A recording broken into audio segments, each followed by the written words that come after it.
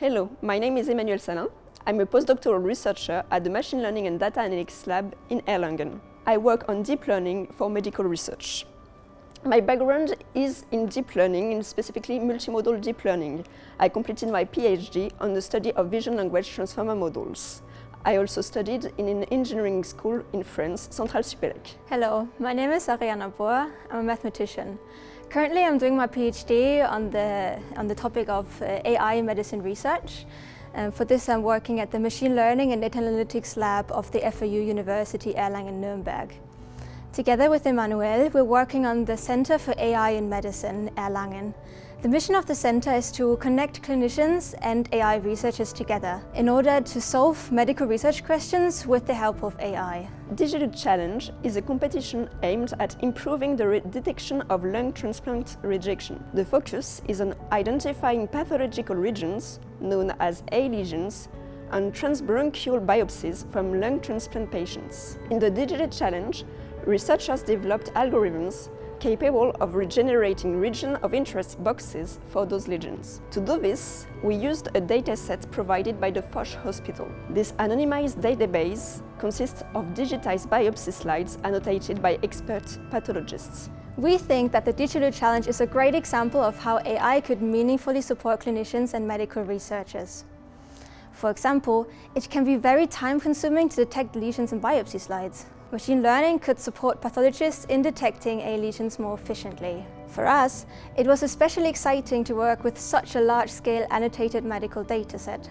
Usually, when you work together with clinicians, the datasets tend to be on the smaller side, so having 2,000 lung biopsies is amazing. On another note, the DigiLUT Challenge also aligns quite nicely with the work we're doing at the Center for AI in Medicine in Erlangen.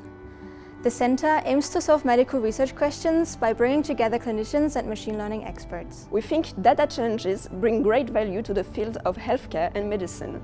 They make research more accessible, allowing anyone to participate, no matter their background. For example, medical datasets are usually hard to obtain.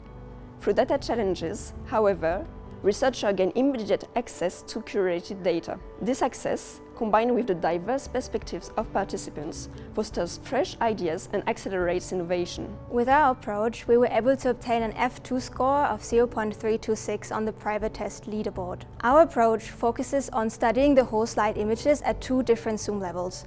This is to balance between details and the context of the lesions.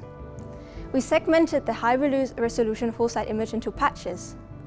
Using patches simplifies and speeds up the processing for deep learning models.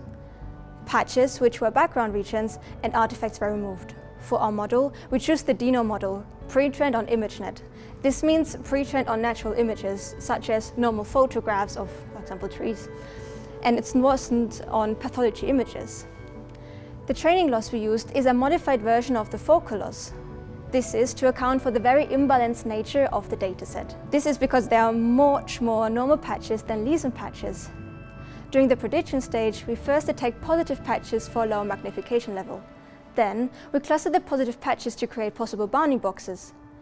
Finally, we use a higher magnification model to refine these bounding boxes. The first challenge we encountered was the imbalanced data. Using our patch-based method, the quantity of positive versus negative patches was very imbalanced. This made it difficult to train a deep learning model.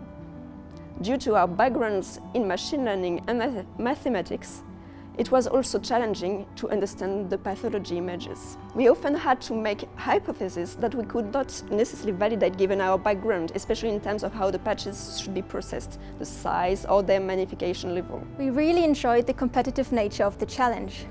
The size of the dataset and quality of annotations were important factors.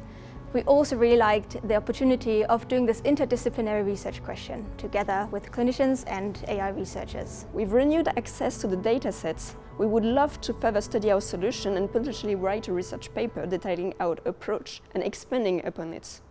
We are excited to hear about how the DigiLUT project will progress.